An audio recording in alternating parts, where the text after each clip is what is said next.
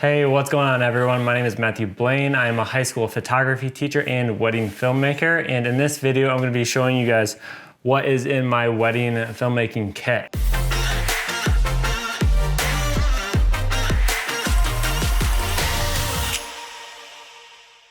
So let's just jump right into it. So the first thing that we have is this Langley bag that I use for photo shoots and wedding days, day of. So this is really kind of just a catch-all bag. On the day of the wedding, I generally have my Ronin in this backpack. And when it comes to photographing a wedding, I actually wear this almost the entire wedding day, and I use these Peak Design capture clips to carry my cameras, and they're super nice and super helpful. So I really like this bag. It's really versatile and has a ton of storage. It opens face forward. So, and you can really utilize the space in here really well, and you can add different dividers to break up the space how you want.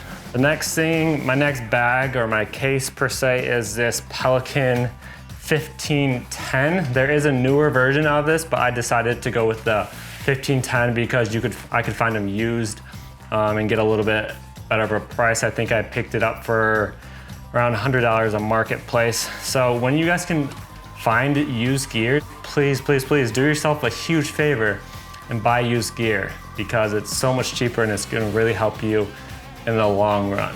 So let's just jump into my camera situation. When I photograph weddings, this is my B cam, my 6D Mark II, which is a great camera. But when I photograph for weddings, I always want to have a camera that can shoot to 2 cards simultaneously, just in case that one card corrupts. So I always have a backup of my photos. So I'll either rent like a 5D Mark IV or 1DX Mark II. I'm hoping to pick up the Canon R5 this year, but we'll see how that goes. The next camera that I have is the Canon C100, and I actually invested into 2 of these cameras. The other one is recording this video right now, and I absolutely love this camera. It is a relatively older camera. You could say I think it's like 5 or 6 years old. Don't quote me on that. But the image quality of this camera is unreal, and you can't beat the image quality of the C100 for the price. I'm hoping to upgrade to the Canon C70 as my A cam, whereas right now this is my A cam, and I have my other C70 and my 6D Mark II as B and C cams during the wedding day. So generally for a ceremony, I like to have 2 cams on both the bride and groom, and then I'll be carrying around a C100 on the Ronin. So this C100 actually pretty much lives on my Ronin S all day, and I added these small rig grips just because I'm holding this all day, and it just really helps distribute the weight. And a bunch of people are gonna call me crazy for running a Ronin and a C100, but it works for me and it gets the job done. So those B and C cams during the ceremony, I have a 70 to 200 2.8 Canon V2, not the newest one, but the really sharp lens, and I love it for photography as well, doing portraits and headshots. The next one I have is essentially the same lens, but the Sigma version of it. I'm actually looking to upgrade this lens because this one does not have image stabilization. So when somebody is walking maybe on a wood floor, maybe the venue is inside, sometimes you do get minor like vibrations, and that comes up in the video. So I'm looking to invest in another one of these. My main lens for the wedding day for filmmaking is the Sigma 70-200. This is the Sigma Art version, and I've had this lens for about 4 years now, and I absolutely love it. It's a beast. I've dropped it too many times, but it has not failed me yet, and it's still running strong. So I picked up the Canon L series 16-35 f4 lens just a few months ago, and I wanted that diversity of being able to have a wider angle shot, so I got the 16mm so I could get those establishing shots of venues, of buildings, and I also do a decent amount of landscape photography, so that's really gonna come in clutch for that. And on my camera right now filming me is the Canon 35mm, which is my favorite portrait lens that I have. And it really is my go-to lens for indoor weddings when the lighting is poor, because it's a 1.4 aperture lens. And I just love the flexibility of being able to let a lot more light in, and it lets more light in than any of these lenses, because this one is f4 and the rest of them are f2.8. All right, so during the wedding ceremonies that I film, I have two cameras on a tripod. I have a C100 on a tripod with the 70-200, and then my 6D Mark II on a tripod with the other 70-200. One is filming the groom and one is filming the bride. And I'm kind of going around getting just different shots on the Ronin S with my other C100. So my favorite tripod is this Manfrotto 190. It's lightweight, it's versatile, and it's not you don't have to unscrew it. The legs pop out super easy, set up and tear down. And this is by far my favorite tripod that I've used. It is a little pricey, but it really gets the job done, and I don't really have to worry about this being knocked over. The next camera that I have is the DJI Mavic Air 2, and I absolutely love this camera.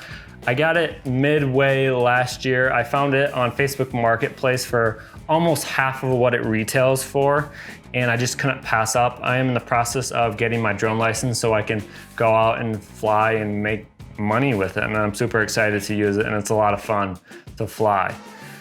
So lighting for reception and ceremony. So I have two torch LED lights that I use when needed for toasts generally, or speeches during the wedding ceremony. And those seem to get the job done. I might pick up one more of them, because three, sometimes I'm kind of lacking with two, but I just have a couple cheap light stands that I got on Amazon as well.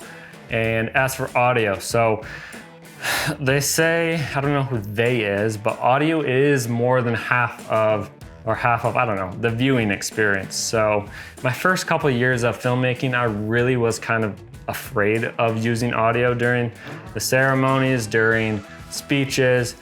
But man, once I jumped into figuring out how to do audio and going into it, like, I never looked back, because you're able to just create so much better films when you have good audio. So the first microphone that I have is the Rode, I think this is a VideoMic Pro. So I generally have this guy just on top of my main A cam that I have on my Ronin, just to pick up ambient noise, background noise. So this is like the fail, I guess the last result if all of my audio goes bad. I have this decent audio from the Rode NT VideoMic Pro, but these right here are my favorite microphones that I've ever invested in. This is a TASCAM DR10L, and I actually have three of these guys. So I will actually lav up the groom, the officiant, and my wife, Megan, will help me lav up the bride, because you can really never have too many sources of audio. And if three sources of audio weren't enough, I actually have a fourth source, which is this small little portable recorder, the SONY recorder, that's honestly not the best quality, but if everything else fails, I'll put this in this little sleeve here, and then I will actually slide this right over the handheld mic that the officiant or the toasters, that the individuals who are giving speeches will use. Last but not least is this Anker power brick that's like 26,000, I don't even, ohms, I don't know what the wattage is measured in, But that really comes in handy because oftentimes my phone battery is running low during the wedding day and I don't have time to charge my phone via a wall port. So I just stick this in my backpack and I charge my phone so I can communicate with whoever I need to communicate with. Thank you guys so much for checking out What's in My Camera Bag 2021. If you guys have any questions, please drop them in the comments below. And if you want me to do a more specific in-depth review of one of these items, I would love for you guys to drop those in the comments below. And we will see you guys in the next video. Have a fantastic day. Hey, I love you and we'll see ya.